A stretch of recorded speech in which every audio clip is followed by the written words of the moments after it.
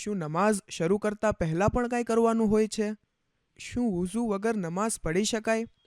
જે જગ્યાએ નમાઝ પઢીએ છીએ એ જગ્યા નાપાક હોય તો નમાઝ થશે કે નહીં? નમાઝ પઢતા સમયે જો કોઈનું શરીર ખુલ્લું થઈ જાય તો શું નમાઝ થઈ જશે? અને આવા બીજા મસલાઓ આજના દર્સમાં આપણે શીખીશું. बिस्मिल्लाहिर्रहमानिर्रहीम अल्हम्दुलिल्लाहि रब्बिल आलमीन वस्सलातु वस्सलामु अला सय्यिदिल अंबियाइ वल मुरसलीन व अला आलिहि व अस्हाबिहि व बारिक वसल्लिम. નમાઝ ફર્ઝ કરનાર કારણ એટલે કે નમાઝના સમયો વિશે જ્યારે આપણે વાત કરી ચૂક્યા તો હવે નમાઝ વિશે વાત કરીએ. નમાઝ શરૂ કરતા પહેલાં અમુક બાબતોનું ધ્યાન રાખવાનું હોય છે. એ બાબતો એટલી મહત્ત્વની છે કે જો તેનું ધ્યાન ન રાખવામાં આવે તો નમાઝ થશે જ નહીં. આ બાબતોને નમાઝની શરતો કહેવામાં આવે છે. શરત કહેવાનું કારણ એ કે નમાઝ દુરુસ્ત થવા માટે આ બાબતો શરત છે. એટલે કે જો આ શરતો પૂરી થાય તો જ નમાઝ થશે, નહીં તો નહીં થાય. નમાઝની કુલ 6 શરતો છે. તહારત, સતરે ઔરત, ઇસ્તિકબાલે કિબલા, વક્ત, નિયત, તકબીરે તહરીમા. તહારત. તહારત અરબી ભાષાનો શબ્દ છે જેનો મતલબ સ્વચ્છતા, પાકી થાય છે. અહીંયા તહારત એટલે કે નમાઝીનું વુઝુ અને ગુસ્લ કરેલું હોવું અને સાથે નમાઝીના શરીર અને કપડાનું એક હદથી વધારે નાપાક ન હોવું અને જે જગ્યાએ નમાઝ પઢે છે એ જગ્યાનું પણ એક હદથી વધારે નાપાક ન હોવું. તો અહીંયા તહારતના મૂળ રીતે 3 ભાગ છે. પેલું કે નમાઝીનું વુઝુ હોવું જોઈએ, એટલે કે વુઝુ કર્યા બાદ વુઝુ તૂટે એવું કોઈ કામ ન થયું હોય અને ગુસ્લ કર્યા બાદ ગુસ્લ તૂટે એવું કોઈ કામ ન થયું હોય. વુઝુ ગુસ્લ ક્યારે તૂટે છે તેના માટે આ ચેનલમાં પાકી કોર્સ નામથી સંપૂર્ણ કોર્સ અપલોડ કરેલો છે. ત્યાંથી આ બાબતોને શીખી લો. તહારતનો બીજો ભાગ નમાઝીના શરીર અને કપડાં એક હદથી વધારે નાપાક ન હોવા. નાપાકીના 2 પ્રકાર છે.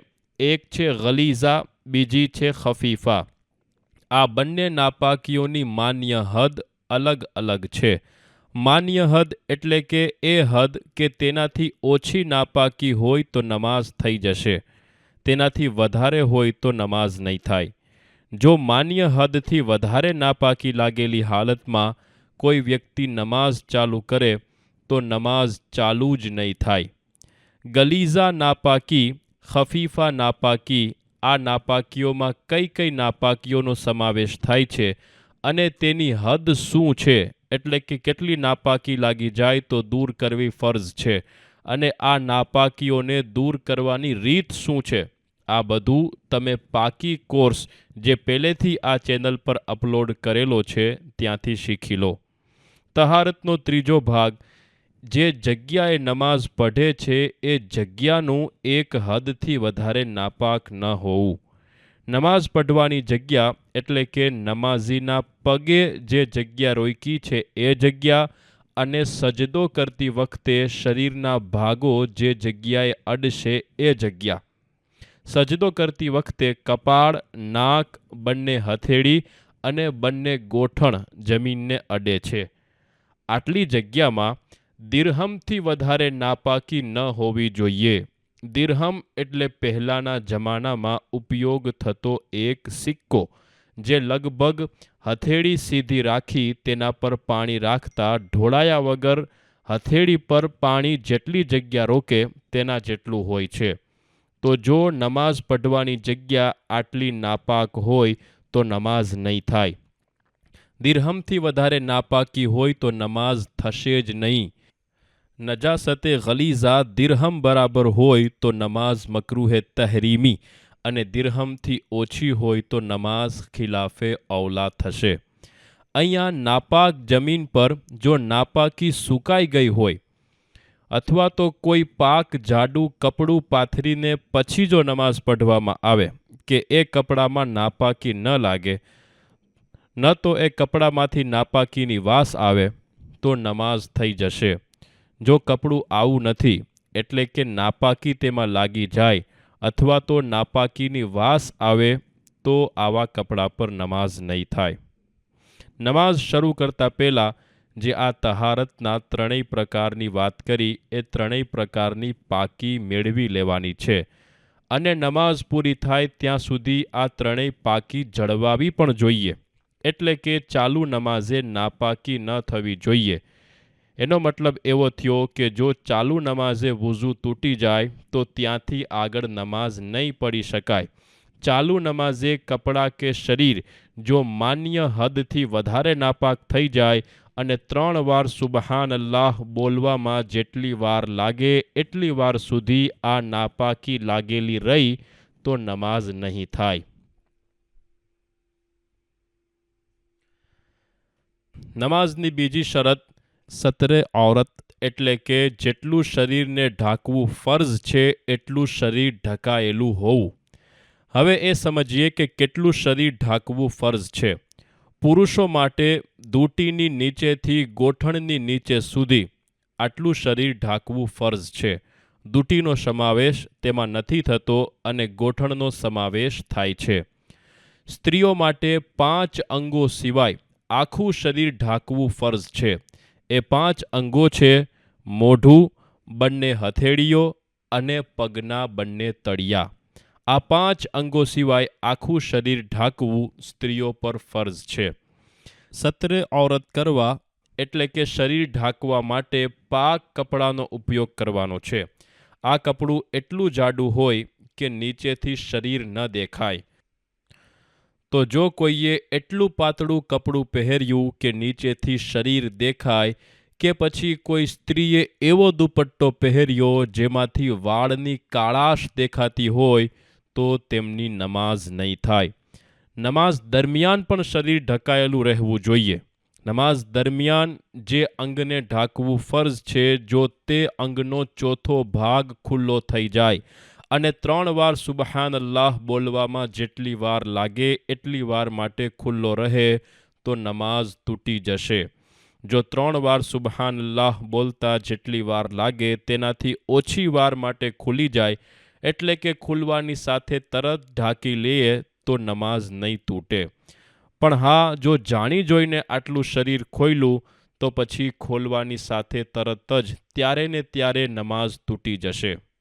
જો 1 થી વધારે અંગો પોતપોતાના ચોથા ભાગથી ઓછા ખુલ્લા થયા તો હવે જેટલું શરીર ખુલ્લું છે તેનો એક સાથે અંદાજ લગાવવામાં આવશે કે આ જે કુલ શરીર ખુલ્લું છે એ જે અંગો થોડા થોડા ખુલ્લા છે એમાં સૌથી નાના અંગના ચોથા ભાગ બરાબર થાય છે કે નહીં. જો હા તો નમાઝ તૂટી જશે, જો નહીં તો નમાઝ નહીં તૂટે. દાખલા તરીકે સ્ત્રીના કાનનો 9મો ભાગ ખુલ્લો છે અને પિંડીનો 9મો ભાગ ખુલ્લો છે તો બંને ખુલ્લા ભાગને સાથે જોડતા વિચારવામાં આવશે કે કુલ જે ખુલ્લો ભાગ છે એ બંને અંગમાંથી નાનું અંગ એટલે કે કાનના ચોથા ભાગ બરાબર છે કે નહીં. આપણા આ ઉદાહરણમાં આ જે ખુલ્લું અંગ છે એ જરૂર એક કાનના ચોથા ભાગ કરતાં વધી જશે, માટે આ પરિસ્થિતિમાં નમાઝ નહીં થાય. તો હવે જ્યારે કે એ સમજી લીધું કે સતરે ઔરતની શરતનો આધાર જે અંગો ઢાંકવાના છે તેનો ચોથો ભાગ ખુલવા કે ન ખુલવા પર છે, તો હવે ઢાંકવાના અંગોની વિગત જાણવી જરૂરી છે. પુરુષોને જે શરીર ઢાંકવું ફરઝ છે તેમાં કુલ 9 અંગો છે.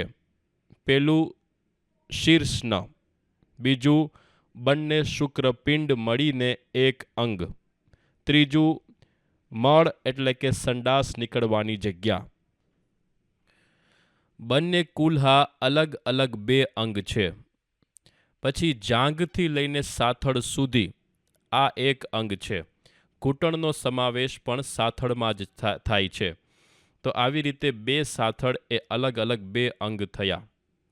8મું અંગ દૂટી નીચેથી શીર્ષની જળ સુધી, આગળ પાછળ સાઈડો, આ બધું મળીને એક અંગ. અને 9મું મળ નીકળવાની જગ્યા અને શુક્રપિંડ, આ બેયની વચ્ચે જે જગ્યા છે એ. તો આ કુલ 9 અંગો છે જેને ઢાંકવું પુરુષોને નમાઝમાં ફરજ છે. સ્ત્રીઓને જે શરીર ઢાંકવું ફરજ છે તે કુલ 30 અંગોમાં વિભાજિત છે. આ અંગોમાંથી કોઈ એક અંગનો પણ ચોથો ભાગ ખુલ્લો થઈ જાય તો નમાઝનો એ જ હુકમ છે જે આગળ બયાન કર્યો. હવે એ અંગો ક્યાં છે એ સમજીએ. પેલું માથું, એટલે કે લંબાઈમાં કપાળની ઉપરથી શરૂ કરીને ગરદન શરૂ થાય તેની પહેલાં સુધી, અને પહોળાઈમાં એક કાનથી શરૂ કરીને બીજા કાન સુધી, મતલબ કે સામાન્ય રીતે જે જગ્યાએ વાળ ઉગે છે એ જગ્યા. બીજું અંગ જે વાળ લટકતા હોય એ. ત્રીજું અને ચોથું અંગ બંને કાન, એટલે કે બંને કાન અલગ અલગ 2 અંગ છે. પાંચમું ગરદન અને ગળું. છઠ્ઠું અને સાતમું બંને ખભા, અલગ અલગ 2 અંગ. આઠમું અને 9મું બંને બાવડા, બંને અલગ અલગ 2 અંગ. કોણીનો સમાવેશ પણ બાવડામાં થાય છે. 10મું અને 11મું બંને કાંડા, એટલે કે કોણીની નીચેથી શરૂ કરી હાથના પંજા શરૂ થાય તેની પહેલા સુધી. 12મું છાતી, એટલે કે ગળાની નીચેથી શરૂ કરી સ્તનની નીચેની હદ સુધી. 13મું અને 14મું બંને હાથનો પાછળનો ભાગ, અલગ અલગ 2 અંગ. 15મું અને 16મું બંને સ્તન, અલગ અલગ 2 અંગ. જ્યારે કે સ્તન ઉભરેલા હોય, એટલે કે છાતીથી અલગ છે એમ લાગતા હોય ત્યારે. જો એવું ન હોય તો તેનો સમાવેશ છાતીમાં જ થશે, અલગથી અંગ નહીં. 17મું અંગ પેટ, એટલે કે છાતીની હદ પૂરી થાય ત્યાંથી લઈને દૂટીની નીચે સુધી, એટલે કે દૂટીનો પણ સમાવેશ પેટમાં થાય છે. 18મું અંગ પીઠ, એટલે કે ગરદનની નીચેથી શરૂ કરીને કમર સુધી. 19મું અંગ બંને ખભાની વચ્ચેની જગ્યા. 20મું અને 21મું અંગ બંને કુલ્હા, અલગ અલગ 2 અંગ. 22મું યોની, એટલે કે સ્ત્રીની શરમગાહ. 23મું સંડાસની જગ્યા. 24મું અને 25મું બંને સાથળ, અલગ અલગ 2 અંગ.